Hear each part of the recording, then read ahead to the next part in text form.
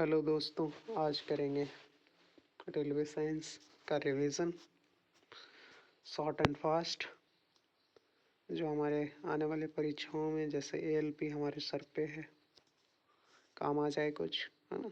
2-4 number का कुछ benefit हो जाए, इसी उम्मीद के साथ देख रहे हैं और हम इसी उम्मीद के साथ वीडियो को बना रहे हैं। क्वेश्चन नंबर 1 है, रक्त का कौन सा घटक ऑक्सीजन का परिवहन करता है? RBC, WBC, platelet, plasma.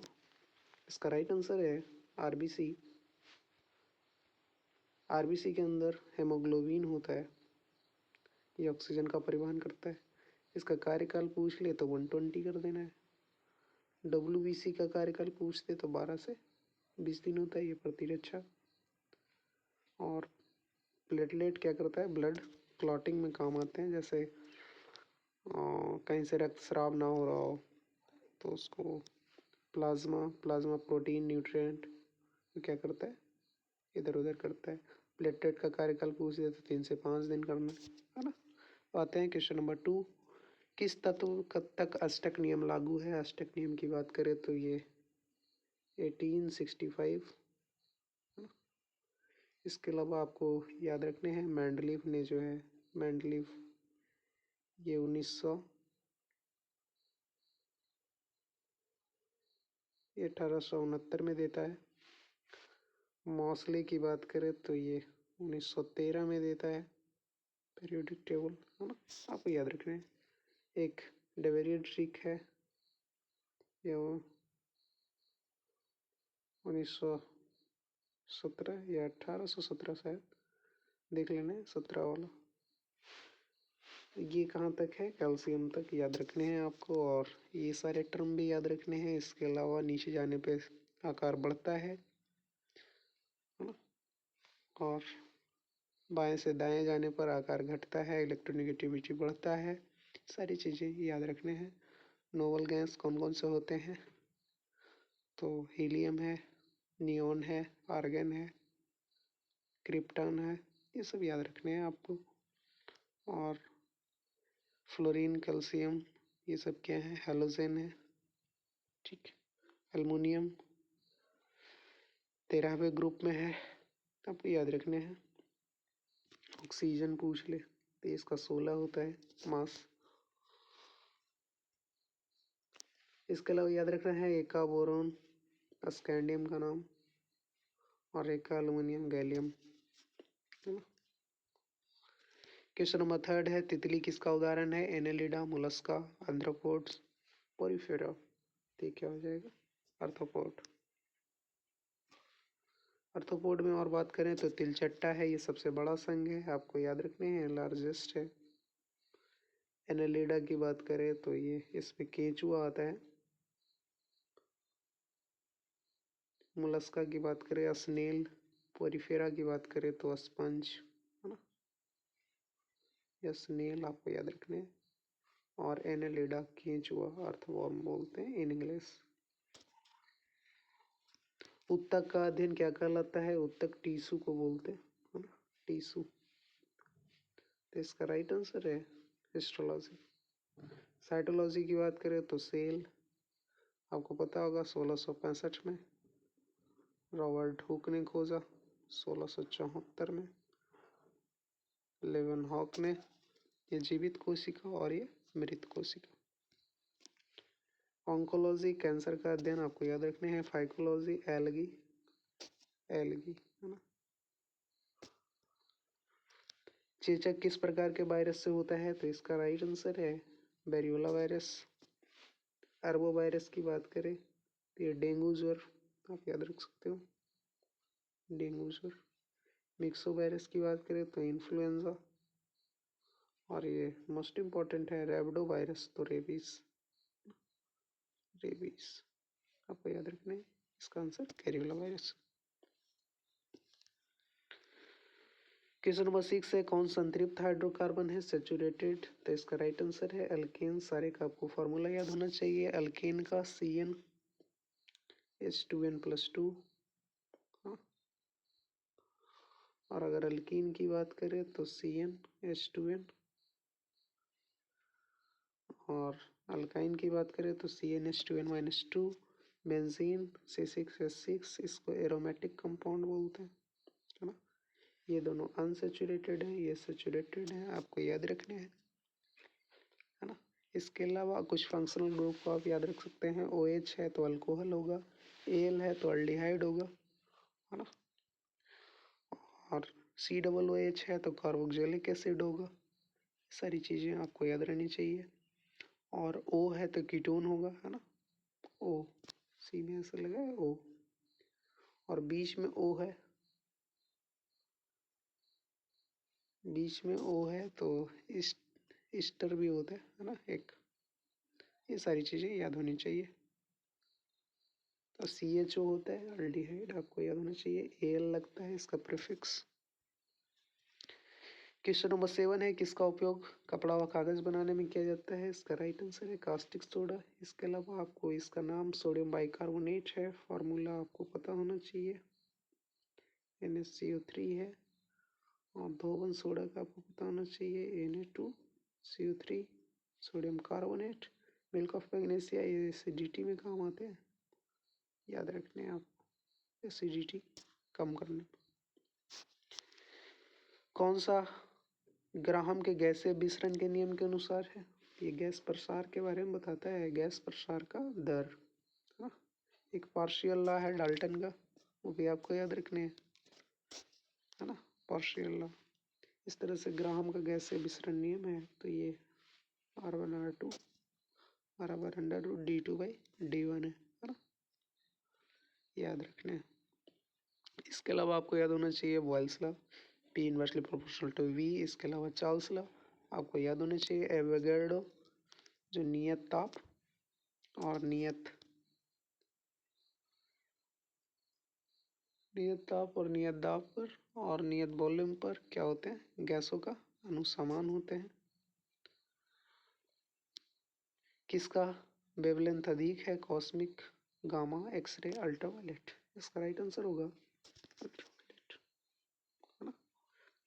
इसके अलावा आप याद रख सकते हो, इससे बड़ा किसका है, विजुअल, इससे बड़ा इंफ्रारेड, इसके बाद माइक्रोवेव, इसके बाद रेडियो, है ना। रेडियो तरंग सबसे बड़ा है वेवलेंथ, है ना। वेवलेंथ को एंगस्ट्रॉम में मापते हैं, याद रख सकते हैं, एंगस्ट्रॉम। कौन सा पोटेशियम का अयस्क है? पोटेशियम का अयस्क हो जाएगा नाइटर, है ना। कोरंडम की बात करें तो ये एल्यूमिनियम का है। बोरैक्स की बात करें तो ये सोडियम का है ना। एल्यूमिनियम ये सोडियम का 11 होता है, और मास की बात करें तो 23 होता है, आपको याद रखना है। 13 होता है, मास की बात करें तो 26 पॉइंट कुछ या 27 होता है ना। और सिनेवार है, ये पारा का है, पता होना चाहिए। और एक इसी तरह से गैलेना है, गैलेना तो पीवी का है, पीवीएस बोलते हैं उसको। नाइटर KNO3 होता है, और इसका बारूद बनाने में काम आता है। तो ये सारी चीज़ें आपके माइंड में होनी चाहिए। क्वेश्चन नंबर 11 है, अवतल में अनंत पर वस्तु का प्रतिबिंब कैसा होगा? तो अगर अनंत पर आता है तो ये F से गुजरेगा, आपको पता होना चाहिए। और अगर एक मोटी सी बात जो इम्पोर्टेंट, F और पोल के बीच में होगा, पोल या P से डिनोट कर लो, तो ये कहाँ बनाएगा, आगे बनाएगा और बड़ा होगा प्रतिबिंब।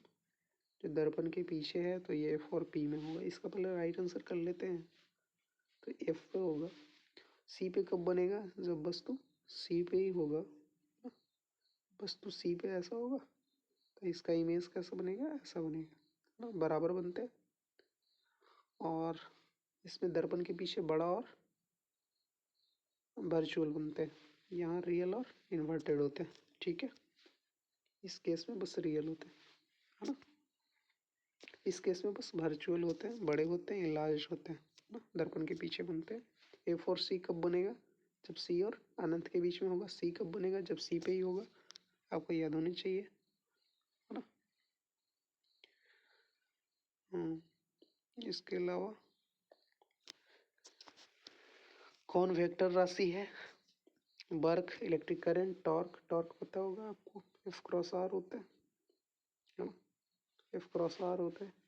और ये आर कौन सा होता है, परपेंडिकुलर डिस्टेंस होता है ना। वर्क आपको पता होगा, इलेक्ट्रिक करंट, इलेक्ट्रिक करंट में आप याद रख सकते हो आई बराबर क्यू बाई टी, और डब्ल्यू बराबर क्यू बाई वी। आपको यहाँ ये दोनों याद होने चाहिए फॉर्मूला, कहीं होगा न्यूमेरिकल याद है ना। एनर्जी में आप याद रख सकते हो, एक कैलोरी बराबर 4.18, इस तरह से 6 जूल। क्वेश्चन नंबर 13 है, केपलर का तीसरा नियम किससे संबंधित है, कक्षा के आकार, क्षेत्रीय वेग, परिक्रमण काल, दूरी संबंध। इसका राइट आंसर है ये पहला है, ये दूसरा है और ये तीसरा है। इसका एक बहुत फेमस इक्वेशन है, T square directly proportional to R cube where R is the distance. Question number 14, proton का द्रव्यमान क्या है, तो आपको याद रखने हैं प्रोटॉन का द्रव्यमान ये है। इलेक्ट्रॉन का पूछ ले आपसे, एक मोल बराबर पूछ ले, लीटर में पूछे तो 22.4 लीटर ना।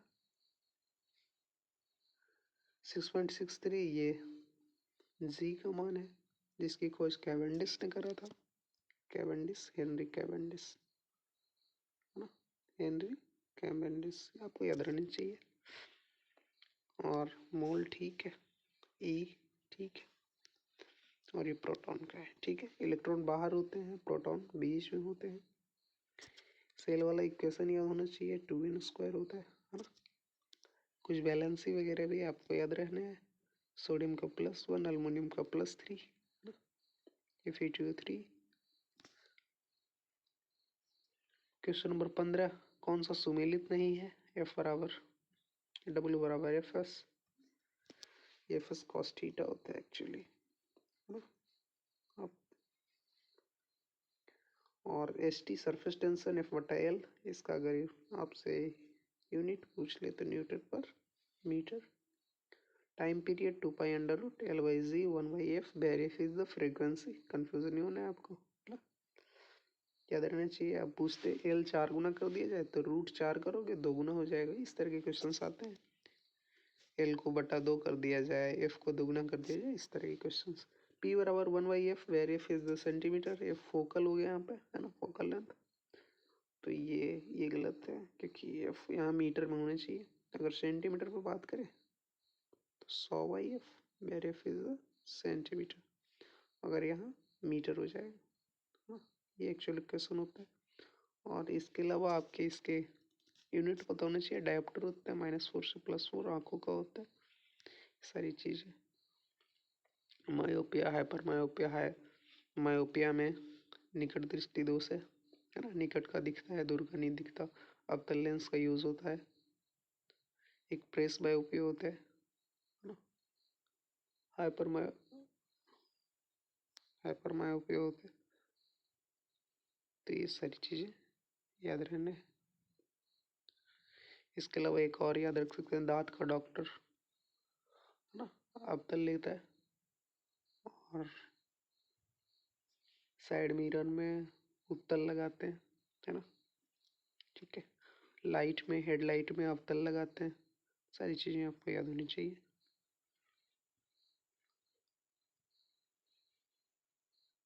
ऊर्जा के पारंपरिक स्रोत का दूसरा नाम क्या है, इसका राइट आंसर है अनभिकरणीय है ना।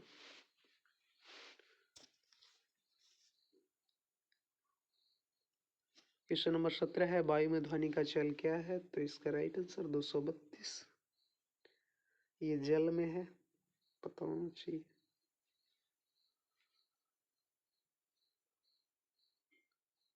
जल से एक आप और याद रख सकते हैं, बर्फ का घनत्व जो है पानी से कम होता है, इसलिए बर्फ तैरती है ना। ये लोहा का है।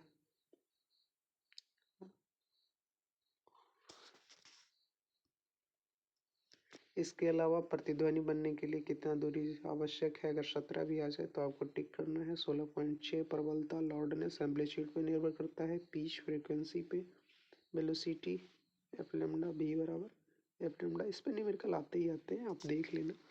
Velocity F lambda, where F is the frequency, hertz में होते हैं, लेमडा आपको मीटर में रखने हैं, तो लेमडा वेवलेंथ, एफ फ्रीक्वेंसी, भी वेलोसिटी, ठीक है।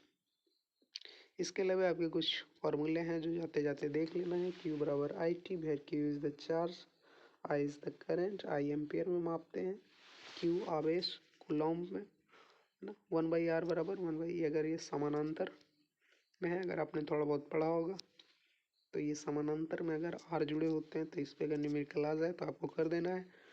ये है T square directly proportional to R cube, हमने पहले भी करवाया, ये बराबर के लिखा है, कांस्टेंट कर दिया है। ए बराबर d v by d t है, अगर भी पूछ दे तो d s by d t है। B square minus u square बराबर 2as है। ये क्या है, वेग के दर को त्वरण कहते हैं, और ये त्वरण सदिश राशि है। F-32 ये टोटल पे लेना है आपको, है ना, बटा 9 बराबर C/5, अगर फॉरेनहाइट में दे दे, सेल्सियस में पूछ ले, और अगर बोल दे दोनों बराबर कब होते हैं तो -40 पे आपको याद रखने हैं। ये रेडीमेड फार्मूला S बराबर UT plus half AT square आपको कर देने, ठीक है। Where is the distance, U is the initial velocity, T is the time, A is the त्वरण, ठीक है। Best of luck for your exam, calm mind से दें, ऑप्शंस का बराबर इज्जत करें, ए हो, बी हो, सी हो, डी हो, आप तुक्का लगाएं, सोच समझ के लगाएं, है ना। अगर 2 क्वेश्चन में कंफ्यूज है तो जरूर लगाएं, अन्यथा छोड़ दें, क्योंकि माइनस भी आ सकता है। Thank you very much, video देखने के लिए धन्यवाद।